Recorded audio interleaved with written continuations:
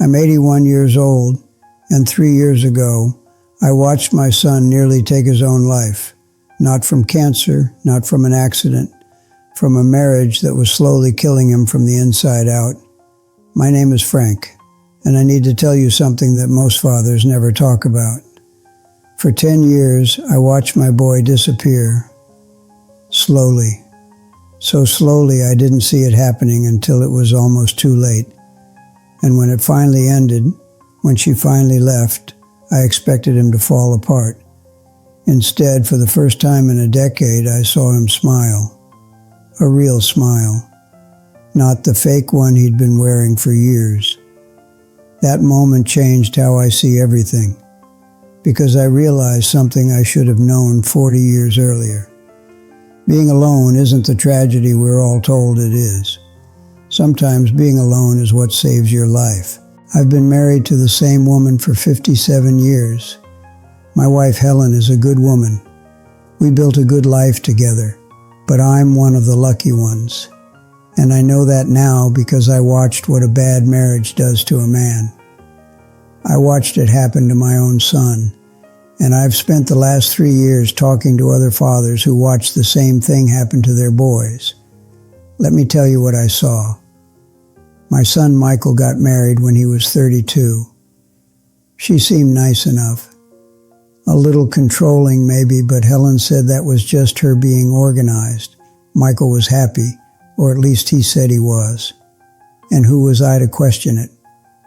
By year 2, something had changed.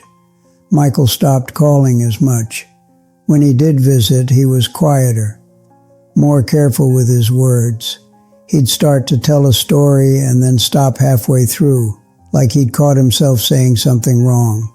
At first, I thought he was just tired, new job, new house, marriage takes adjustment. By year 5, he barely came around at all, always had an excuse. She wasn't feeling well, they had plans, she didn't like driving that far. And when he did show up, he looked exhausted, not physically tired, emotionally drained, like someone had turned down the volume on his entire personality. I asked him once if everything was okay. He said, "Yeah, Dad, marriage is just hard sometimes." And I believed him, because that's what we're all told, right? Marriage is work. Marriage requires sacrifice. Marriage means compromise. But I didn't know what was actually happening in that house. Michael told me later, after it ended, what those 10 years were really like. He said every morning he woke up with a knot in his stomach, not because of work, not because of money, because he had to walk into his own living room and face another day of measuring every word, monitoring every reaction, shrinking himself down just to avoid conflict. He said he couldn't remember the last time he'd made a decision without checking with her first. What to eat, what to watch, where to go, who to see. Everything required permission. And if he didn't ask, if he just did something on his own, there was a price to pay. The silent treatment, the accusations, the fights that would last for days. He said he stopped having opinions, stopped trusting his own judgment, because every time he expressed what he wanted, it turned into an argument about why he was wrong, why he was selfish, why he didn't care about her feelings. He said he forgot what it felt like to relax in his own home. And here's what breaks my heart. He thought this was normal. He thought this was what marriage looked like. He thought the problem was him, that if he was just a little more patient, a little less sensitive, a little better at keeping the peace, everything would be fine. That's what happens in these situations. You can't see it while you're in it. The fog is too thick. You lose perspective. You lose yourself, and you don't even realize it's happening. I didn't see it either. I'm his father, and I didn't see it. I saw him getting thinner. I saw the dark circles under his eyes. I saw him stop laughing, but I told myself he was just stressed. I told myself marriage was hard. I told myself he'd figure it out. I should have asked more questions. I should have pushed harder. But I didn't, because I didn't know what I was looking for. It ended on a Tuesday morning. Michael didn't show up to work. His boss called me around noon, worried. I drove to his house and found him sitting in his car in the garage with the engine running. I got there in time, barely. He spent 3 days in the hospital, and when he finally talked to me, really talked to me, he said something I'll never forget. He said, "Dad, I didn't want to die. I just wanted the pain to stop, and I couldn't see any other way out." That's when I learned what had really been happening, the constant criticism, the manipulation, the way she'd isolated him from his friends and family, the way she controlled the money, controlled his time, controlled everything about his life, the way she'd convinced him that he was the problem, that he was lucky she put up with him, that no one else would ever want him. She left 2 weeks later, found someone else, and Michael was devastated, not because he loved her, because he thought he'd failed, because society told him that divorce meant he wasn't man enough to make it work. But then something happened. About 3 months after she left, I stopped by his apartment, and he was cooking dinner, just for himself. Nothing fancy, just pasta and vegetables. But he was humming, actually humming. I hadn't heard him hum in 10 years. He looked at me and said, "Dad, I can breathe again." That's when I understood. Michael wasn't broken because his marriage ended. His marriage was what had been breaking him. And being alone, actually living by himself with no one to answer to, no one to tiptoe around, no one to shrink himself for, that wasn't a punishment, that was freedom. 3 years later, Michael is a different person, not different from who he became in that marriage, different from who he was before he ever met her, stronger, more sure of himself, more at peace. He goes to the gym 5 days a week. He's in the best shape of his life at 45. He took up woodworking. He travels. He has friends again, real friends he can be himself around. He calls me twice a week just to talk. And when I see him now, I see the son I thought I'd lost. He's not dating. He's not looking. And he's not miserable about it. He says he's happier now than he's ever been in his life, including the early years of his marriage when everything still looked good from the outside. And I believe him because I see it in his face. I hear it in his voice. The knot in his stomach is gone. The eggshells are gone. The fear is gone. Michael's not the only one. Since this happened, I've talked to other fathers, men my age whose sons went through the same thing. And the stories are almost identical. The slow disappearance, the fake smiles, the exhaustion, the walking on eggshells, the moment it ended, and the peace that came after. One father told me his son said the same thing Michael did. "I can breathe again." Another father said his son told him, "I forgot what it felt like to be happy. I thought I'd lost the ability." These aren't weak men. These aren't men who couldn't handle commitment.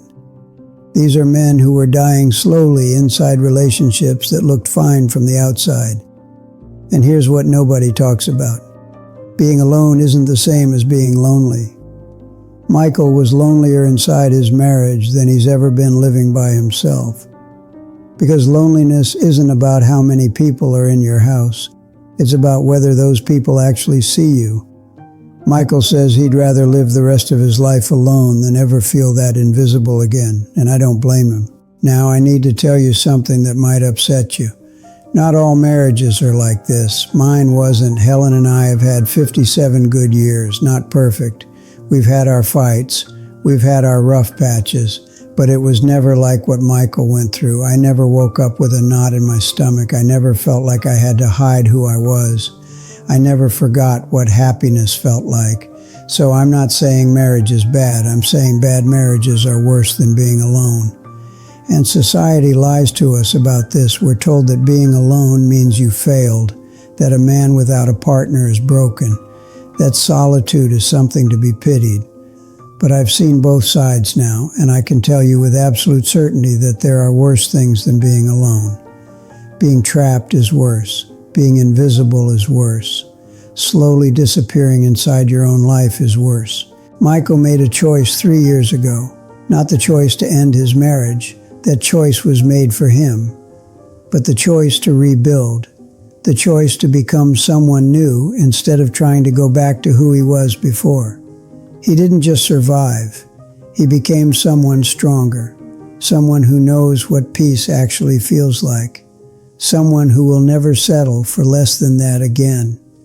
And here's what I've learned watching him. The men who make it through these situations, the ones who come out the other side actually thriving, they all have something in common. They stopped looking for someone else to complete them. They stopped believing the lie that they needed a relationship to be whole. They found purpose on their own. They built lives they didn't need a vacation from. They learned to trust themselves again, and they protected their peace like it was the most valuable thing they owned, because it is. I'm 81 years old. I've been married for 57 years, and I'm telling you that if my marriage had been like Michael's, I would have left. I would have chosen being alone, because no relationship is worth losing yourself.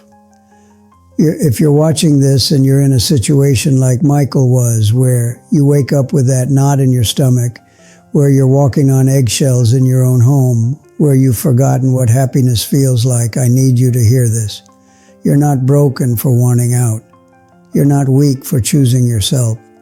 You're not a failure for refusing to settle for a life that's killing you. And if you make it to the other side, if you choose peace over pretending everything's fine, you might discover what Michael discovered. That being alone isn't the tragedy everyone said it would be. It's the beginning of actually living. I watch my son now, 3 years later, and I see a man who's finally free to be himself, free to make his own choices, free to wake up without that knot in his stomach. And I'm proud of him, not for surviving, for choosing to live. So here's my advice, and I mean this with everything I have. Don't stay in something that's destroying you because you're afraid of being alone. Don't sacrifice your peace, your identity, your mental health because society says you're supposed to make it work. Some things aren't meant to be fixed. Some things are meant to be walked away from. And if you find yourself alone on the other side, truly alone for the first time in years, don't assume that's the end of your story. It might be the beginning of the best chapter you ever write. Michael calls me every Sunday morning. We talk for an hour. He tells me about his week, his projects, his plans. And every single time before we hang up, he says the same thing. Love you, Dad. Thanks for saving my life. But I didn't save his life. I just got there in time to give him a chance to save his own. And he did. He chose to live, not just exist. Not just survive, live. And 3 years later, he's still choosing it, every single day.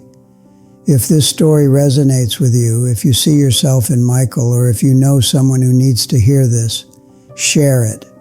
Leave a comment and tell me your story. Because the next man watching might need to know he's not alone in this. And if you're a father watching your son disappear the way I watched mine, ask the hard questions. Don't wait. Don't tell yourself it's just stress or that marriage is hard. Push. Because the conversation that feels uncomfortable today might save his life tomorrow. Hit subscribe if you want more of these conversations. I'm 81. I don't have unlimited time left. But I've got more truth to share, and maybe, just maybe, it'll reach someone who needs it. The clock is ticking for all of us. What are you going to do with the time you have left?